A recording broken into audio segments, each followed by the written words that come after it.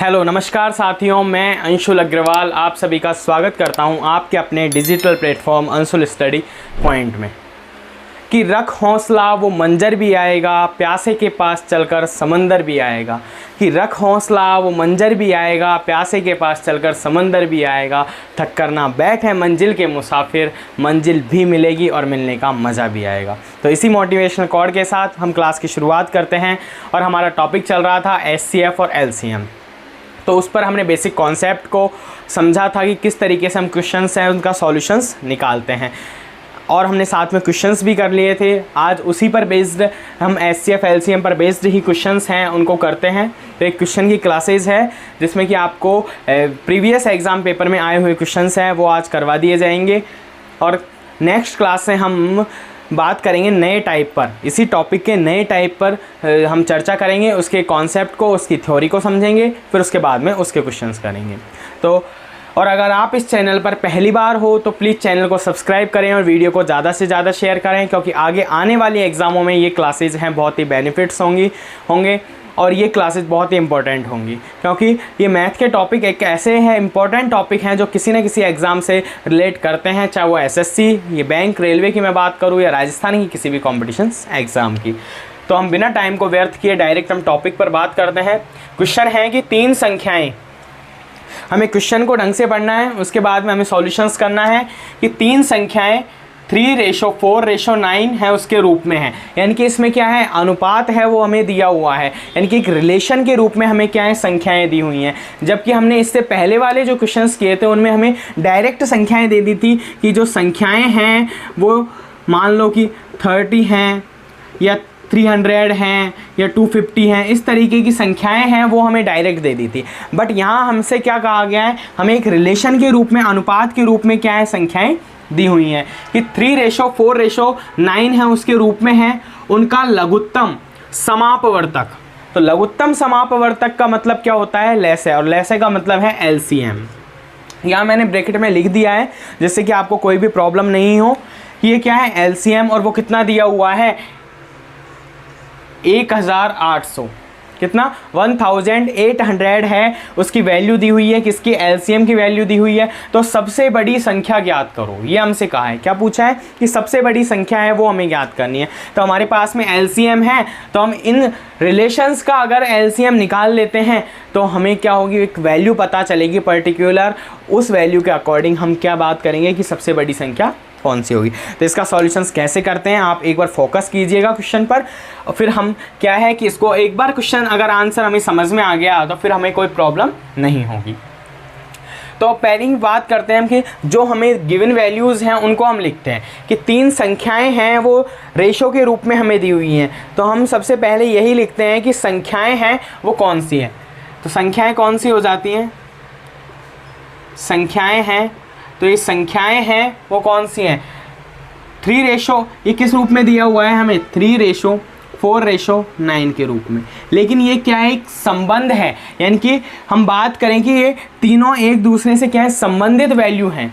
जबकि हमें अगर इसकी वास्तविक वैल्यू, एक रियल वैल्यू हमें पता करनी हो तो हमें इन संख्याओं को एक किसी पर्टिकुलर वैल्यू से, एक विशेष संख्या से क्या करना पड़ेगा, मल्टीप्लाई करने पड़ेगा, गुणा करना पड़ेगा, जिसके बाद में हमें वैल्यू क्या होंगी पता चलेगी। तो वो पर्टिकुलर संख्या हम क्या मानते हैं, x।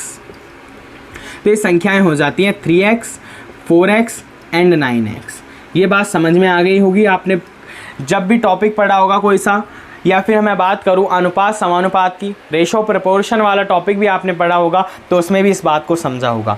और अगर इस रेशो प्रपोर्शन के टॉपिक को बहुत अच्छी तरीके से बिल्कुल एक 0 लेवल से स्टार्ट कर और एक एडवांस लेवल तक अगर आपको पढ़ना है तो उसकी प्लेलिस्ट भी इस चैनल पर अवेलेबल है। अंशुल स्टडी पॉइंट है, इसी चैनल पर प्लेलिस्ट बनी हुई है, प्लेलिस्ट में जाकर आप देखिएगा, वहाँ रेशो प्रपोर्शन की टॉपिक है उसकी प्लेलिस्ट है, उसमें उन वीडियोज़ को आप देख लीजिएगा, आपका टॉपिक है बहुत ही स्ट्रॉन्ग हो जाएगा।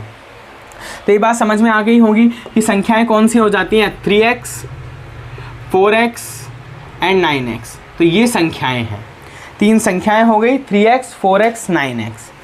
अब हम फोकस करते हैं क्वेश्चन में क्या कहा गया है। हम क्या फोकस करते हैं कि क्वेश्चन में क्या कहा गया है कि उनका लघुत्तम समापवर्तक कितना है, 1800, यानी कि तीनों का इनका एलसीएम है वो हमें दिया हुआ है कितना है 1800। तो सबसे बड़ी संख्या ज्ञात करनी है, ठीक है। तो हम एलसीएम है तो पहले इन संख्याओं का हम एलसीएम निकाल लेते हैं। इन संख्याओं का हम एलसीएम निकालेंगे, उसके बाद में ही तो हम इसके बराबर में रख सकते हैं एलसीएम को।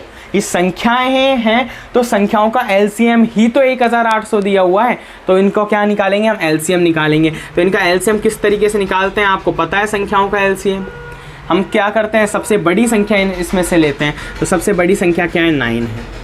क्या है, 9।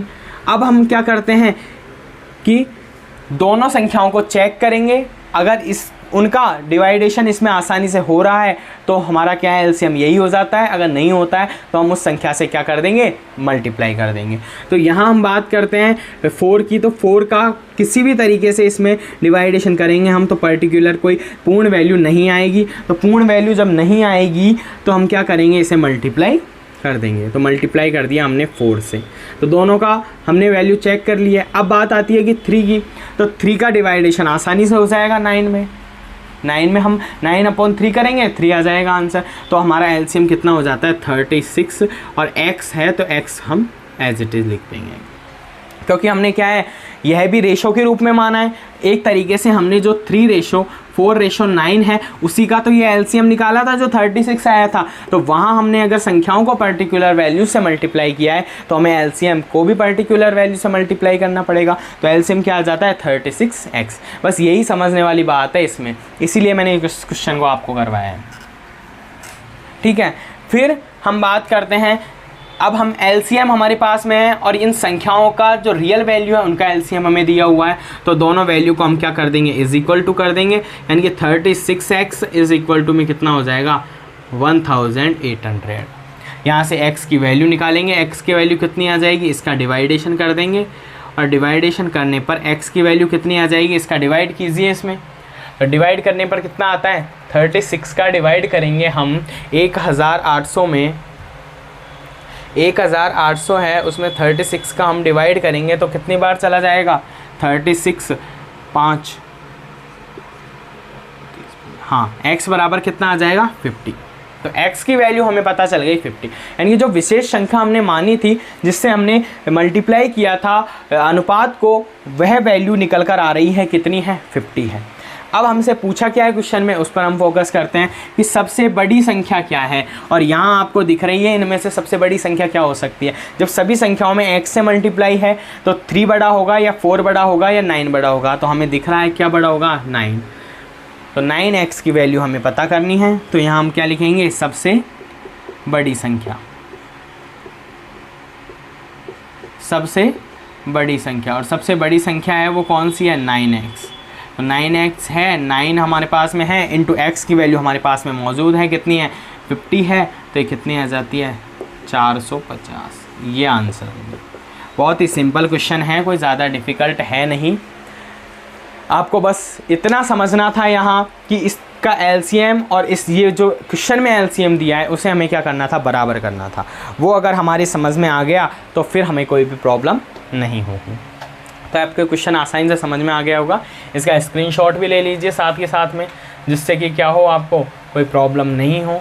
और अगर आपको इन वीडियोज़ की एज इट इज़ PDF अगर चाहिए तो उसके लिए आपको टेलीग्राम ग्रुप है, उसको ज्वाइन कीजिएगा। उसका लिंक आपको डिस्क्रिप्शन में भी मिल जाएगा और साथ के साथ में इस चैनल है उस पर अवेलेबल है, तो वहाँ से आप ज्वाइन कर लीजिएगा। तो आपके लिए क्लासेस बहुत ही इंपॉर्टेंट होने वाली हैं, क्योंकि आपको फ्री क्लासेस मिल रही हैं और वो भी टॉपिक वाइज बिल्कुल MCQs के साथ में। अब ये क्वेश्चंस हैं, ये क्वेश्चंस भी मैं साथ के साथ करवा रहा हूँ। और ये क्वेश्चंस करवाने का उद्देश्य यही है कि कोई भी क्वेश्चंस हो जो एग्ज़ाम में आए वो इन क्लासेस से बाहर नहीं जाना चाहिए। इन क्लासेस के में से ही उठकर कोई ना क्वेश्चन आना चाहिए। इसीलिए सारे क्वेश्चंस हैं, सारे टाइप के जितने बनते हैं मैं सारे क्वेश्चंस करवा रहा हूँ, ठीक है। तो ये बात समझ में आ गई होगी। संख्याएं हमने देख ली, फिर उसके बाद में एलसीएम निकाला, एलसीएम को बराबर किया, पर्टिकुलर वैल्यू हमें पता चली, फिर हमने सबसे बड़ी जो भी क्वेश्चन में पूछा है वो हम आसानी से ज्ञात कर सकते हैं, ठीक है। समझ में आ ही गया होगा। अब हम नेक्स्ट क्वेश्चन पर चलते हैं, जो कि एक प्रीवियस एग्जाम में भी आया हुआ क्वेश्चन है।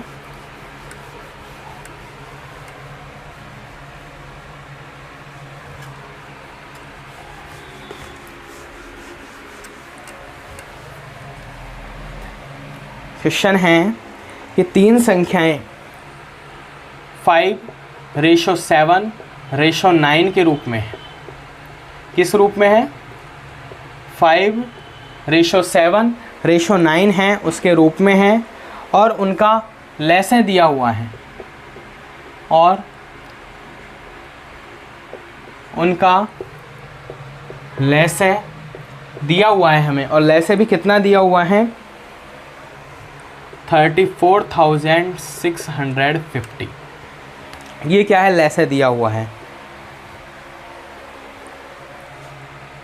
तो उनका महत्तम समापवर्तक ज्ञात कीजिए।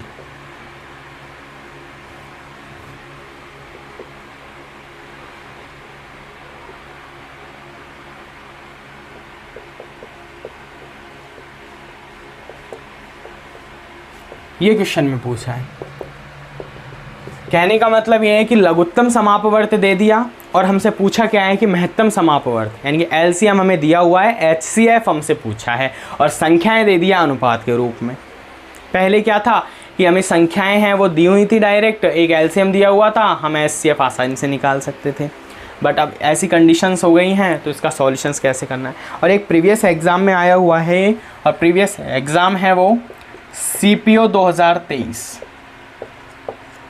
CPO 2023 है, उसका क्वेश्चन है ये। मैंने कहा था कि साथ के साथ हम प्रूफ भी देते हुए चलते हैं कि इस तरीके के क्वेश्चंस एग्जाम में आते हैं। ये फालतू के क्वेश्चंस नहीं कराए जा रहे हैं, इनका रिलेटेड है वो एग्ज़ाम से है। एग्ज़ाम में क्वेश्चंस इसी तरीके के आपको देखने को मिलते हैं। तो 3 संख्याएं उनका अनुपात के रूप में है, उनका लेसे हमें दिया हुआ है, महत्तम समापवर्तक हमें ज्ञात करना है। अभी हमने बड़ी संख्या ज्ञात की थी, अब हमें क्या ज्ञात करना है? एचसीएफ ज्ञात करना है। तो तरीका वही यूज़ करेंगे हम फर्स्ट में कि संख्याएं क्या हैं। तो संख्याएं हैं वो कौन सी हो जाती हैं? 5x। अब आप डायरेक्ट आसानी से कर सकते हो, अब समझाने वाली बात भी नहीं है। क्या हो जाता है? 5x, 7x एंड 9x, 3 संख्याएं हो गई।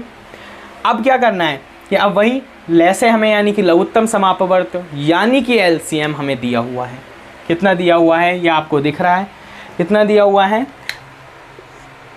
34,650 है वो एलसीएम दिया हुआ है। तो इनका भी हम क्या निकाल लेते हैं? एलसीएम निकाल लेते हैं। तो एलसीएम कितना आ जाएगा? वही सबसे बड़ी संख्या है, उसको हम एलसीएम मानते हैं, तो 9 हो जाता है। 9 7 से डिवाइड नहीं होगा, तो मल्टीप्लाई 7 करेंगे, इंटू 5 करेंगे। इसमें एलसीएम क्या होगा? क्योंकि कोई भी संख्या है वो एक दूसरे से डिवाइड नहीं हो रही है, तो तीनों संख्या का ही मल्टीप्लाई क्या आएगा? वो एलसीएम के रूप में। तो एलसीएम कितना हो जाता है? इसको मल्टीप्लाई करेंगे, तो मल्टीप्लाई करने पर आंसर कितना आ रहा है ये बताओ।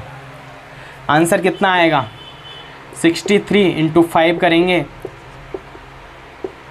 315। कितना आ जाता है? 315, और x हम एज इट इज़ लिख देंगे। ठीक है, तो इनका मल्टीप्लाई करने पर कितना आया है? 315 आया है। x हम लिखेंगे क्योंकि हमने वहाँ पर्टिकुलर जब वैल्यू से मल्टीप्लाई किया है, तो यहाँ भी हमें करना पड़ेगा। तो समझ में आ गया होगा कि कितना? 315x। ठीक है, अब हम क्या करते हैं, ये 315 जो x है ये किसके इज इक्वल टू है, ये हम सबसे पहले पता करेंगे। ये हमने क्या निकाला है? एलसीएम। जब एलसीएम हमारा 315x आया है, तो ये एलसीएम हमें दिया भी है, साथ के साथ में कितना? 34,650 है, वो एलसीएम भी हमें दिया हुआ है। तो दोनों को क्या कर देंगे हम? Is equal. तो 315x इज इक्वल टू में क्या कर देंगे? 34,650, क्योंकि दोनों ही क्या है? एलसीएम की वैल्यू है, और वही तीनों संख्याओं के एलसीएम की वैल्यू है। तो यहाँ से हमें क्या पता चलेगा? यहाँ से x की वैल्यू हमें पता चलेगी। x की वैल्यू है वो हमें पता चलेगी कि कितनी x की वैल्यू आती है यहाँ से। तो डिवाइड करने पर कितना आ जाता है? 315 का डिवाइड करेंगे, इसमें 1 बार हो जाएगा, फिर उसके बाद में कितना बचेगा? 3150, यह आ जाएगा 110। और ये कैलकुलेशंस तो जितनी आप ज़्यादा करोगे, प्रैक्टिस में जितनी लाओगे, वो आपके लिए बेनिफिट है, और उसी से आपकी मैथ है वो स्ट्रॉन्ग होगी। बेसिक आप समझने से या फिर मात्र 1-2 क्वेश्चंस करने से है वो ना तो प्रैक्टिस अच्छी होती है और ना ही आप है ईज़िली है सॉल्यूशंस कर पाते हो। और ईज़िली सॉल्यूशंस, संख्याओं का ज्ञान होना ज़्यादा, वो उसके लिए ज़रूरी है प्रैक्टिस, क्योंकि practice man make be perfect. अगर परफेक्ट होना है तो प्रैक्टिस ज़रूरी है। किसी भी चीज़ है उसका अभ्यास तो हमें ज़रूर ही करना चाहिए। बिना अभ्यास के है कोई भी वस्तु है या चीज़ है हमें आसानी से ना याद होती है, ना हम उसमें सफलता प्राप्त कर सकते हैं। क्या हो जाता है कि x की वैल्यू हमें पता चल गई है, वो कितनी है 110। अभी x की वैल्यू वही पर्टिकुलर वैल्यू है जो संख्याओं से मल्टीप्लाई करने पर संख्याएं हमें पता चलेंगी। क्या पता चलेंगी? हमें संख्याएं हमें पता चलेंगी। तो यहाँ से हम बात करते हैं कि अगर संख्याएं हमें ज्ञात करनी है, जबकि हमसे पूछा क्या है, HCF पूछा है। इसमें HCF तो हमारा आंसर तो आ गया, बट उसे समझना है बस एक बार। संख्याएं हैं, संख्याओं की हम बात करें तो कितनी है 5x, 7x एंड 9x।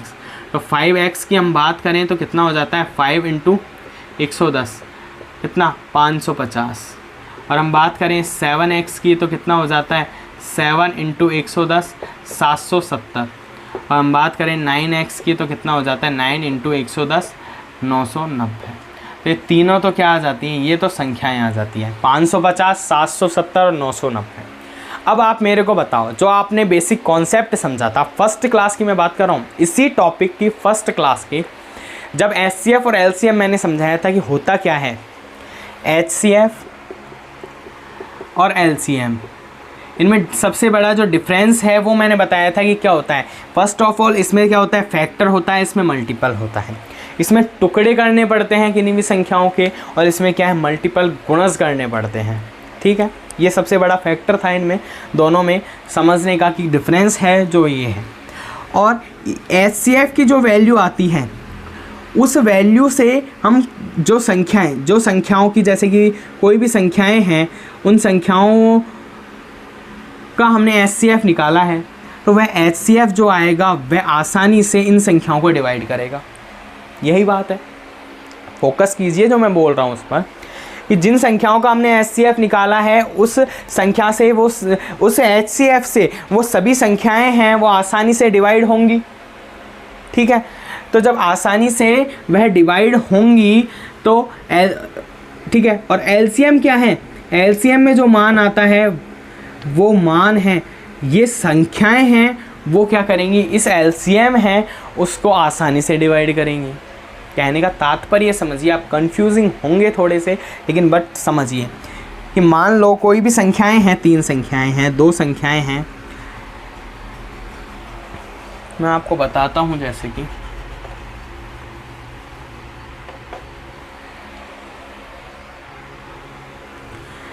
क्या था 30, 40, 60 था। इसका LCM की हम बात करें तो LCM कितना आ जाता है 120। ठीक है, और HCF की हम बात करें तो HCF इसका आ जाता है 10।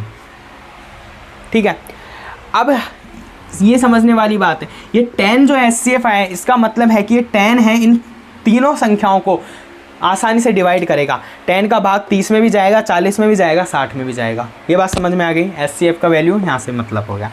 अब LCM की हम बात करें, इन संख्याओं का आसानी से इसमें डिवाइड होगा, यानी कि इन संख्याओं का मल्टीपल है ये समझिए आप कि इन संख्याओं से HCF में तो जो HCF वैल्यू है वो इनको डिवाइड करेगी, जबकि ये संख्याएं हैं ये मल्टीपल के रूप में LCM होंगी। यानी कि 30 को हम 4 से मल्टीप्लाई करते हैं तो 120 आ जाता है, 40 है उसको हम 3 से मल्टीप्लाई करते हैं तो 120 आ जाता है, 60 को हम 2 से मल्टीप्लाई करते हैं तो 120 आ जाता है, यानी कि संख्याएं आ रही हैं। तो उसी प्रकार हम बात करें कि HCF है वो 10 आया है, तो 10 का मतलब उन संख्याओं को क्या करेगा, डिवाइड करेगा। तो यहाँ भी है वही बात है कि जिस संख्या से हमने मल्टीप्लाई किया है वही संख्या, और मल्टीप्लाई किससे किया है हमने 110 से, तो वही संख्या है इन तीनों संख्याओं को क्या करेगी, डिवाइड करेगी, आसानी से करेगी। जब हमने मल्टीप्लाई किया है, संख्या तब आई है मल्टीप्लाई के रूप करने पर आई हैं। तो जब हम 550 हो, चाहे 770 हो, चाहे 990 हो, इनको हम 110 से अगर डिवाइड करते हैं तो आसानी से डिवाइड होंगे, और यही संख्या है 110 क्या कहलाएगा, हमारा HCF कहलाएगा। क्योंकि इसको डिवाइड करने पर ये 5, 7 और 9 आएंगे आंसर, और ये तीनों ही एक ऐसी वैल्यू है जो अन्य किसी सेम संख्या से ना डिवाइड होंगी डिवाइड नहीं हो सकती हैं। तीनों संख्याएं किसी भी अन्य एक सेम संख्या से डिवाइड नहीं हो सकती हैं, इसीलिए क्या आएगा 110 हमारा क्या हो जाएगा HCF हो जाएगा। इस बात को समझाने के लिए मैंने इतना आपको समझाया है, नहीं आंसर तो यहीं आ गया था हमारा, बट हमें लिखना है डायरेक्ट समझने के लिए 110 क्या आ जाएगा HCF 110। बस इसीलिए क्या है ये एग्ज़ाम में आया हुआ क्वेश्चन है। मैंने जितने भी अभी तक एग्ज़ाम में आए हुए क्वेश्चंस कराए हैं उनमें थोड़ा सा क्या है एक टिपिकल सा कैलकुलेशन है और कुछ नहीं है। ये सोचने वाली क्षमता पर मजबूर, जो कैपेसिटी है उस पर मजबूर कर रहा है बस एग्जामिनर कि किसी भी तरीके से है स्टूडेंट है वो गलती करे बस। नहीं क्वेश्चंस तो बहुत ईजी हैं, कोई ज़्यादा टिपिकल है नहीं। अब हम थर्ड क्वेश्चन की बात करते हैं। ये आप समझ ही गए होंगे तो इसका आप स्क्रीनशॉट ले लीजिए जिससे कि आपको कोई भी प्रॉब्लम नहीं हो। ठीक है, ये क्वेश्चन समझ ही गए होंगे। अब हम नेक्स्ट क्वेश्चन पर चलते हैं।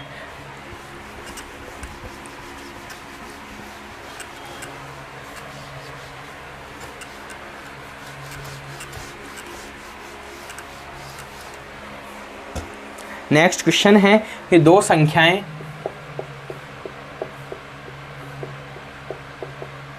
इतना टाइम इन क्वेश्चन पर खर्च करने का उद्देश्य बस यही है कि आप अच्छी तरीके से टॉपिक को समझ सको। 4:3 के अनुपात में है। एक बार अगर आपने ये HCF LCM वाला टॉपिक इन क्लासेस से पढ़ लिया तो फिर आपको दोबारा पढ़ने की ज़रूरत नहीं हो, प्रैक्टिस तो करनी पड़ेगी। प्रैक्टिस के बिना तो आप इन कितनी क्लासेस देख लो, बड़े से बड़े टीचर की आप क्लासेस देख लो, वो आपको समझा ही सकता है, आपके दिमाग में बस समझा ही सकता है आपको, ये नहीं कि आपको बिल्कुल याद करा सकता है। याद आप खुद स्वयं करोगे और प्रैक्टिस से करोगे। अनुपात में हैं उनके HCF व LCM, HCF व LCM का गुणनफल क्या दिया हुआ है, का गुणनफल 2700 है। ठीक है, तो संख्याओं के बीच का अंतर याद कीजिए। तो ये लो थोड़ा सा डिफरेंट आ गया क्वेश्चन। तो संख्याओं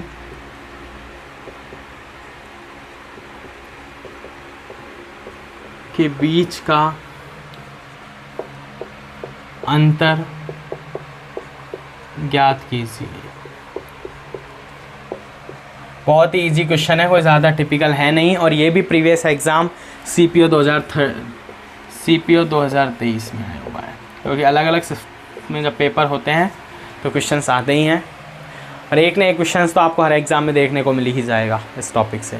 तो एक क्वेश्चन जो आप इन क्लासेस से कवर कर रहे हो तो आपके लिए ही बेनिफिट है। तो CPO 2023 में क्वेश्चन आया भी हुआ है। दो संख्याएं 4:3 के रूप में है, तो HCF LCM का गुणनफल हमें दिया हुआ है, संख्याओं के बीच का अंतर ज्ञात करना है। अंतर हम जब ज्ञात करेंगे जब हमें संख्याएं पता हो, संख्याएं तो हमें पता नहीं है, ओनली रिलेशन हमें दिया हुआ है। तो फर्स्ट ऑफ ऑल हम संख्याएँ वही तरीका हम यूज़ करेंगे। तो संख्याएँ तो कौन सी हो जाती हैं, वही 4x एंड 3x। अब हमें क्या है HCF और LCM है उसका गुणनफल दिया हुआ है। तो मैंने फर्स्ट क्लास में आपको एक ट्रिक, एक मेथड, एक फॉर्मूला बताया था। ये क्या बताया था कि दो संख्याओं का क्या गुणनफल, फर्स्ट इंटू सेकेंड का गुणनफल HCF और LCM के गुणनफल के क्या होता है, बराबर होता है। ये लाइन लिखाई थी मैंने कि प्रोडक्ट ऑफ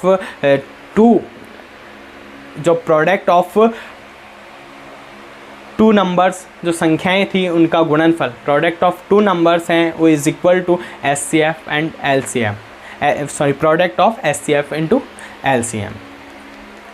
तो ये मैंने आपको समझाया भी था।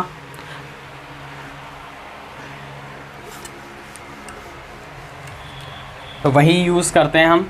तो दोनों संख्याएं हैं वो तो हो जाती है 4x इंटू 3x। अब इज इक्वल टू में क्या आएगा, HCF इंटू LCM। ठीक है, यानी प्रोडक्ट ऑफ टू नंबर है वो is equal to product of HCF है एंड LCM, यही था। तो इन दोनों का जो गुणनफल है इन दोनों संख्याओं गुणनफल के बराबर होता है। तो यहाँ HCF और LCM का हमें गुणनफल डायरेक्ट दिया हुआ है, तो हम इसकी जगह क्या लिख लेंगे, डायरेक्ट गुणनफल 2700। ठीक है, तो वैल्यू कितनी हो जाती है 7x जो कि हो जाती है 2700। x की वैल्यू हम निकालें तो 27 में हम डिवाइड करेंगे 7 का, सॉरी हमने प्लस कर दिया है, इसको मल्टीप्लाई करना है। 4 × 3 कितना होता है 12x, तो 12 से क्या करेंगे हम डिवाइड करेंगे, तो x अब डिवाइड करने पर आंसर कितना आता है 4। देखो यही आ रहा है ना, x की वैल्यू है वो कितनी आ रही है, x की वैल्यू कितनी आएगी, या कुछ गड़बड़ कैलकुलेशन में मिस्टेक हो रही है ना। यहाँ पे देखिए आप, ये मल्टीप्लाई है और 4 × 3 कितना होता है 12, x × x कितना हो जाएगा x²। हमने डायरेक्ट x लिख लिया था, इसीलिए कैलकुलेशन में मिस्टेक आ रही थी। फिर क्या हो जाता है 2700, तो यहाँ हो जाता है x² में 2700 है, उसमें हम 12 का डिवाइड करेंगे, तो ये कितना हो जाता है x² की वैल्यू यहाँ से कितनी आ जाती है 12 का हम डिवाइड करेंगे तो 2 बार चला जाएगा 3, फिर 2 बार चला जाएगा और फिर कितना आ जाएगा 225। अब x की वैल्यू हमें निकालनी है, तो 225 किस संख्या का वर्ग होता है। 1 से 20 तक के वर्ग तो आपने बहुत छोटी क्लासेस में पढ़ लिए होंगे, याद भी करने को कहा जाता था जब टीचर के कि हमें 1 से 20 तक तो वर्ग घन ये याद होने चाहिए। तो उसी तरीके से कितने का है 15 का क्या है स्क्वायर है, तो x की वैल्यू कितनी आ जाती है 15 आ जाती है। और अगर आपको वर्ग सीखना है तो उसकी ट्रिक भी इसी चैनल पर आपको अवेलेबल है, वहाँ मात्र आप सेकंडों में 2 से 3 सेकंड में आप डायरेक्ट है स्क्वायर निकालोगे। उसके लिए आपको चैनल पर वीडियो देखनी पड़ेंगी, शॉर्ट्स भी अवेलेबल हैं तो वहाँ आपको देखना पड़ेगा। तो ये समझ में आ गया होगा। 15 आ गई x की वैल्यू। अब हम संख्याएँ निकाल लेते हैं। संख्याएँ कौन कौन सी होंगी उनके बीच का अंतर भी देखेंगे हम। तो संख्याएँ हैं 4x, तो 4 × 15 कितना हो जाता है 60 हो जाता है। एंड हम बात करें 3x तो क्या हो जाता है 3 × 15, ये हो जाता है 45। तो संख्याएं तो कौन सी होंगी, संख्याएं हो गई 60 और 45। अब हमसे पूछा क्या है कि संख्याओं के बीच का अंतर, तो हम यहाँ निकाल लेंगे डायरेक्ट क्या, इस संख्याओं के बीच का अंतर डिफरेंस कितना हो जाता है 60 - 45 और आंसर कितना आ जाता है 50। ये हो गया आंसर। बहुत ही सिंपल क्वेश्चंस था, कोई ज़्यादा नहीं। अब इस प्रकार के क्वेश्चंस कैसे किसी भी तरीके से पूछे जा सकते हैं। आपको बस चेंजेस क्या करना होता है एग्जामिनर को, संख्याओं के बीच का यहाँ अंतर दे दिया, संख्याओं का योग कितना होगा, क्या करेंगे हम दोनों को प्लस कर देंगे। संख्याओं का गुणनफल कितना होगा, किसी भी तरीके की कैलकुलेशन है वो आपसे पूछी जा सकती है। बट एक बार आपको तरीका समझ में आ गया, बस यहाँ से हमने क्या है x की वैल्यू निकाली है और संख्याएं निकाली है, यहाँ तक आना है आपको। उसके बाद में जो भी एग्जामिनर क्वेश्चन पूछना चाहता है उसका आंसर आप दे दीजिए। अगर अंतर पूछना चाहता है माइनस कीजिए, योग करना चाहता है प्लस कीजिए, गुणा करना चाहता है गुणा कीजिए, भाग करना चाहता है भाग कीजिए, कुछ भी कीजिए, बट हमें आंसर है वहाँ तक आना है। ये बात आपको समझ में आ गई होगी। और कोई भी डाउट होता है तो उसके लिए कमेंट बॉक्स ओपन है, आप कमेंट कीजिए। अगली नेक्स्ट क्लास में हम अगले टाइप पर चलेंगे जिसमें कि बहुत अच्छे क्वेश्चन जो कि एसएससी या लेवल तक आए हुए हैं उन पर हम चर्चा करेंगे। तो आज की और आप इस चैनल है उसको सब्सक्राइब कीजिए, वीडियो को शेयर कीजिए ज़्यादा से ज़्यादा, जिससे कि इस क्लास के बेनिफिट्स हैं वो सभी स्टूडेंटों तक पहुंच जाएं। जो कि स्टूडेंट किसी भी कॉम्पिटिशन एग्जाम की प्रिपरेशन कर रहे हैं उनको इन क्लासेस से एक तरीके से बेनिफिट है वो प्रदान हो। बस हमारा उद्देश्य यही है, इस चैनल का उद्देश्य यही है। तो आज की क्लास को हम यहीं समाप्त करते हैं। जय हिंद, जय भारत।